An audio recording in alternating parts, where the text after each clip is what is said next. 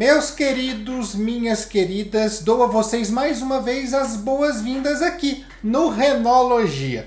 Hoje nós vamos tratar das teorias de origem da vida no planeta Terra. São diferentes das teorias de novos indivíduos surgindo em uma espécie, apesar da gente chamar tudo nos livros de origem da vida, mas quando eu falo de novos indivíduos numa espécie, eu falo da teoria da abiogênese e da teoria da biogênese.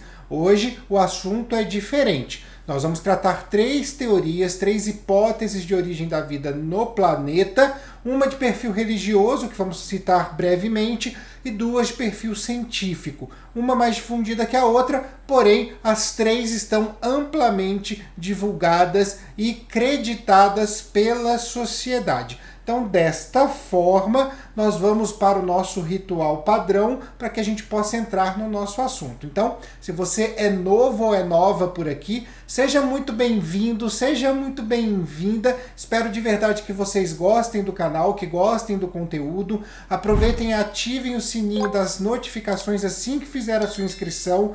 Dê o seu like nesse vídeo para você ajudar o canal a crescer. Pega papel e caneta, porque é hora do estudo. Diferente do que nós temos com as teorias da abiogênese e da biogênese, nas quais uma foi completamente desacreditada pela ciência e a outra comprovada pelos experimentos de Francesco Redi e de Louis Pasteur, nesse caso aqui, quando falamos de origem da vida no planeta Terra, nós temos uma condição bem diferente daquilo que a gente está acostumado. Temos uma origem que é religiosa, descrita inclusive na Bíblia, e temos duas origens mais aceitas pela comunidade científica, e essas origens possuem cada uma delas as suas devidas evidências. Por esse motivo, a gente aqui não bate o martelo para falar qual é correta e qual não é correta, respeitando, primeiro, as evidências de ambas da comunidade científica e respeitando também o direito religioso de cada um. Por esse motivo, é muito importante conhecermos as três, porque aqui nós não estamos trabalhando única e exclusivamente com um processo científico, mas também estamos trabalhando com um processo de crença. Mas eu sou da seguinte opinião: para você escolher aquilo em que acreditar, é necessário conhecer todas as vertentes para que uma seja para você mais verossímil, mais coerente, e aí sim você pegue a sua linha de raciocínio, beleza? Quando nós falamos de origem da vida no aspecto religioso, nós temos uma teoria denominada criacionismo, que é baseada no primeiro livro da Bíblia, o livro do Gênesis. Nessa teoria, Deus criou o universo, criou o nosso planeta e povoou o nosso planeta com seres vivos, incluindo Adão e Eva, o primeiro casal de seres humanos que nós temos na história. É claro que outros fatos decorrem a partir daí. Tivemos a expulsão de Adão e Eva do paraíso por conta de se alimentarem do fruto da árvore do conhecimento, nascimento de Caim, de Abel, a morte de Abel por Caim pelo motivo da inveja e por aí vai. Nós temos aí uma grande quantidade de fatos que está descrita no livro do Gênesis, mas nós nos atentamos aqui exclusivamente à criação da vida, não nos cabe debater aquilo que vem depois. Bem, dentro desta teoria religiosa, nós temos, obviamente, a indagação da ciência frente aos fatos que ela apresenta. Quais são os principais fatos indagados pela ciência?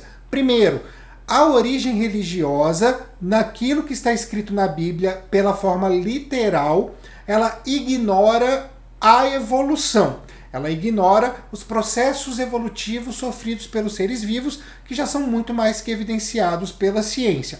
Esses processos, que foram muito bem estruturados pelas teorias de Charles Darwin, depois complementados pelos estudos do Mendel, esses processos, eles são fundamentais para que a vida se adapte cada vez mais, e eles não estão presentes na Bíblia. Na Bíblia se diz que tudo que foi criado do jeito que Deus criou permanece até os dias de hoje. Então essa é a primeira lacuna, mas vale a gente ressaltar que por mais que Darwin seja o pai da teoria da evolução, não é Darwin que se opõe à criação bíblica. tá? A gente vai falar disso hoje ainda, mas não é Darwin que se opõe à criação bíblica.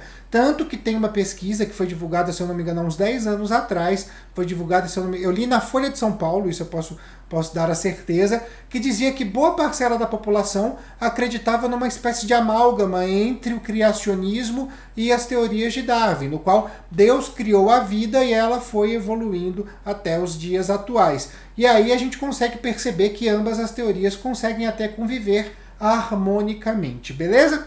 Bem, outra coisa que a ciência questiona é justamente a questão paleontológica. Os fósseis que foram encontrados durante muito tempo e são encontrados até hoje, que vão desvendando espécies antigas já extintas e que não estão presentes na Bíblia, porque afinal de contas, quando o livro do Gênesis foi escrito, isso ainda não era conhecido. E aí vira aquela velha questão que o pessoal gosta de debater, né? Como se explicam os dinossauros? Não nos cabe entrar nessa briga, não nos cabe entrar nesse debate, mas vale a pena a gente citar que a teoria do criacionismo, ela é refutada pela ciência, ela é questionada pela ciência, baseada principalmente nesses dois pontos: a ausência da evolução e a paleontologia, os fósseis que foram encontrados posteriormente à escrita do livro do Gênesis, beleza? O que a ciência traz inicialmente como uma proposta de origem da vida foi uma teoria criada por dois cientistas, um russo chamado Alexandr Oparin, acredito que é assim que se pronuncia, meu russo está enferrujado, e o inglês John Haldane. É muito interessante porque quando nós falamos da teoria de Oparin e Haldane, parece que nós estamos falando de uma teoria de duas pessoas que fizeram um trabalho em conjunto. Mas não, cada um chegou a essa conclusão na mesma época, mas geograficamente separados. Então cada um fez a sua teoria, como elas são muito, muito próximas, a gente aproxima as duas e chama de teoria de Oparin e Haldane, que fica muito mais fácil da gente estudar. E para o Oparin e para o Haldane, a vida surgiu no nosso planeta porque nós tínhamos uma atmosfera muito conturbada naquela época, estou falando então de 3 bilhões e meio de anos atrás, e essa atmosfera conturbada possuía uma grande quantidade de gases no ar, tá? Hidrogênio, água, metano, amônia e por aí vai. Uma vez que descargas elétricas eram geradas nessa atmosfera, elas atingiam essas moléculas e forçavam elas ou a se unir ou a se reagrupar, formando moléculas um pouco mais pesadas e que não conseguiam se manter suspensas no ar. Uma vez que isso acontecia, a gente então tinha a precipitação desses compostos. E quando eu falo de precipitação, eu estou falando exclusivamente de chuva. E aí, lá embaixo, ao nível do solo, nós tínhamos uma concentração de água e de matéria orgânica e de muitas substâncias sendo formadas como um grande caldo nutritivo, que é o que nós conhecemos como oceano primitivo. Esse oceano ele sofria por ações de temperatura, afinal de contas a atividade vulcânica era intensa naquela época, nós tínhamos alterações de pH, nós tínhamos descarga elétrica que chegava e alterava tudo, continuava propondo transformações nessas moléculas, e aí, por conta de processos subsequentes, nós tivemos a formação de aminoácidos e tivemos a formação, obviamente, de proteínas. E essas moléculas deram então origem à nossa base de um ser vivo, que é o que nós chamamos de coacervado. O que é o coacervado? Coacervado nada mais, nada menos que é uma estrutura proteica que consegue separar meio interno e externo, e aí a gente consegue ter o berço da vida. É muito importante a gente dizer que quando nós tratamos o que é um ser vivo, as características de um ser vivo, nós falamos muitas vezes que muitos seres têm um comportamento semelhante a um ser vivo, mas não eram um ser vivo. E isso a gente vai observar aqui. O coacervado ele não é o primeiro ser vivo, mas ele é a estrutura que possibilitou que o primeiro ser vivo surgisse de acordo com a teoria de Oparin e Haldane. E um dos fatores que faz com que isso aconteça, que o ser vivo surja, é que para Oparin e Haldane, o primeiro coacervado, além de ter uma composição proteica, ele tinha uma composição de ácidos nucleicos. E quando a gente fala de ácido nucleico, a gente fala de síntese proteica, a gente fala de reprodução, e aí a gente tem uma série de condições que realmente emulam o comportamento de um ser vivo e que tem aí possibilidades de ser mais incrementada para que então a gente tenha aí o primeiro ser vivo, tá? Dentro dessa origem. Claro, ninguém criou vida ainda em laboratório, mas chegamos perto. 30 anos da existência, da confecção, da publicação da teoria de Oparin e Haldane, 30 anos depois, nós tivemos lá na Universidade de Chicago dois cientistas, o Harold Urey e o Stanley Miller, que fizeram aí uma engenhoca, produziram uma engenhoca para poder emular as condições que o Oparin e Haldane descreviam na sua teoria. A ideia não era criar vida no laboratório, por isso eu falei para vocês, nós não criamos isso no laboratório, mas era trazer para um experimento laboratorial a mesma condição que Oparin e Haldane descreviam nos seus estudos, descreviam na sua teoria. E para isso, então, eles criaram um sistema de vidro. Esse sistema, ele tinha vapor d'água. Esse vapor d'água, ele era acrescido de gases como metano, como hidrogênio, como amônio. E aí, lá em cima nesse sistema, afinal de contas o vapor sobe, né? Lá em cima, ele era esse gás, né, essa mistura de gases, era submetida a descargas elétricas, passava por um processo de resfriamento para poder fazer a precipitação, e lá embaixo, num recipiente, se formava uma espécie de caldo nutritivo. E é justamente nesse caldo nutritivo que nós encontramos aí uma grande quantidade de substâncias químicas, incluindo aminoácidos. Dessa maneira, pelo experimento de Urey e de Miller, se conseguiu comprovar que Oparin e Haldane tinham razão frente a todo aquele mecanismo que nós tínhamos na produção da vida de acordo com essa teoria. Só que hoje, o que se acredita, o que se estudou e o que se tem de análise é que o erro está nos gases utilizados por Urey e Miller e muitas vezes relatados por Oparin e Haldane. Claro, ele falava de hidrogênio, ele falava de metano, ele falava de amônio, mas a gente acrescenta aí, a gente coloca principalmente gases como o nitrogênio molecular, o monóxido de carbono e o gás carbônico. Claro, a gente não está descartando os outros, mas nós tínhamos esses gases em grande abundância dentro deste processo, e é o que se acredita hoje, né, dando uma complementada, dando uma repaginada na teoria de Oparin e Haldane. E aí, dentro desse contexto, como a gente está falando de uma atmosfera conturbada, com pouca penetração da luz do Sol, uma atmosfera com um oceano primitivo repleto de matéria orgânica, posteriormente trouxe-se a ideia de que os primeiros seres vivos seriam heterótrofos, ou seja, alimentavam-se de material presente no ambiente, não produziam o seu próprio alimento. Seriam heterótrofos e seriam, obviamente, fermentadores. Por quê? Porque a oferta de oxigênio era praticamente baixa ou nula. Então, acreditou-se, né, a teoria heterotrófica da origem da vida, que complementa o Oparin e Haldane, ela traz, então, que os primeiros seres vivos eram heterótrofos, consumiram bastante quantidade aí dessa matéria orgânica no oceano primitivo, e aí essa matéria orgânica começou a entrar em escassez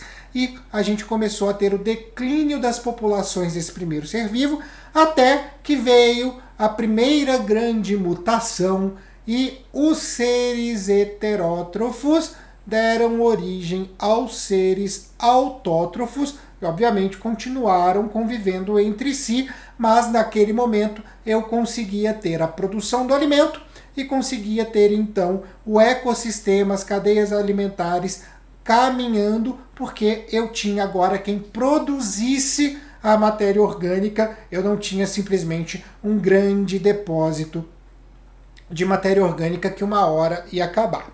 Essa teoria ela não é unânime, ela é muitas vezes refutada por parte da comunidade científica que diz que não, que os primeiros seres vivos eram autótrofos e faziam quimiossíntese. E esses seres vivos, eles surgiram de uma região que é um pouco inóspita, que são as zonas hidrotermais desse oceano primitivo, no qual a gente tinha aí uma grande quantidade de calor sendo expelida por conta do magma, e a gente tinha uma grande quantidade de H2S, conhecido popularmente como sulfeto de hidrogênio e também de ferro. E esses dois compostos estão muito envolvidos em reações quimiosintetizantes que são encontradas nos seres vivos atualmente, nos seres vivos, obviamente, que realizam a quimiossíntese. Então, por esse motivo, nós temos essas duas teorias. Eu confesso que a heterotrófica ela é mais difundida do que a teoria autotrófica,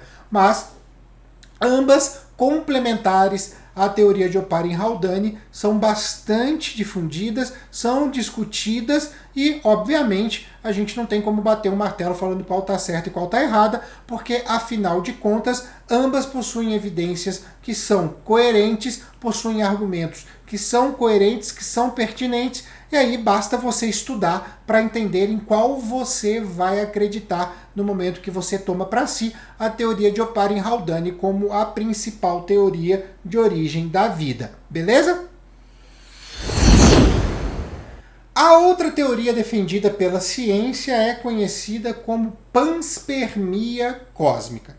Nessa teoria, acredita-se que a vida no planeta veio trazida por meteoritos e outros objetos que, por um acaso, acabavam se chocando contra a Terra na nossa era primitiva, há 3,5 bilhões de anos atrás. E esses micro-organismos que eram trazidos de fora acabavam encontrando aqui alimento, condições de se reproduzir e condições de se evoluir, e aí por todo o processo evolutivo, já que nós estamos falando de 3 bilhões e meio de anos atrás, por todo esse processo evolutivo, a gente tem a vida do jeito que nós encontramos, do jeito que nós conhecemos hoje. Tá? Parece que é algo absurdo? Para muitos, num primeiro momento, sim. Mas é importante a gente dizer que existem evidências disso. Quais são essas evidências? Se encontraram aminoácidos e até mesmo proteínas em meteoritos. E aí, se a gente tem uma criação de vida por presença de aminoácidos e proteínas num oceano primitivo, por que a gente não pode ter uma criação de vida por presença de aminoácidos e proteínas num meteorito? Entendem? Nós não criamos vida no laboratório, repito isso aqui, mas a gente reproduziu o cenário que a teoria traz. A mesma coisa aconteceu quando essas pesquisas identificaram esses compostos em meteoritos. O cenário que é defendido está lá, está exatamente lá, e isso então acaba se tornando mais verossímil.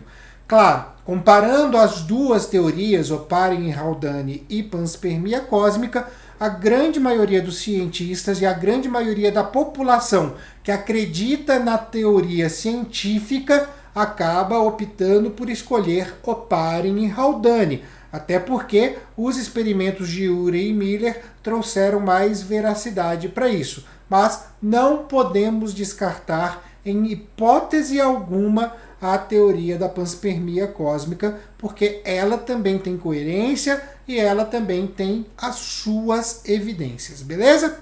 Bem, hoje a gente vai ficando por aqui, já tivemos aí um cenário de como a vida surgiu no planeta.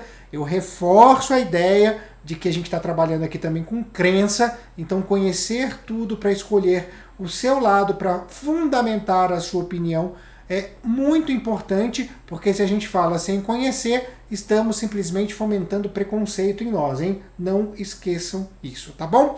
Eu vou ficando por aqui, mas antes eu deixo aquela dica valiosa do @renologia no Twitter, Instagram e TikTok, com mais conteúdo para vocês. Também deixo aqui a dica do nosso canal lá na Roxinha, o Renologia na Roxinha, com a confecção, com a escrita do livro didático ao vivo e também umas jogatinas, e o nosso podcast Articulando, que sai aqui no YouTube, mas também está presente no Google Podcasts e no Spotify, beleza? Deixo aqui então meu grande beijo a todos e a todas, e até a próxima!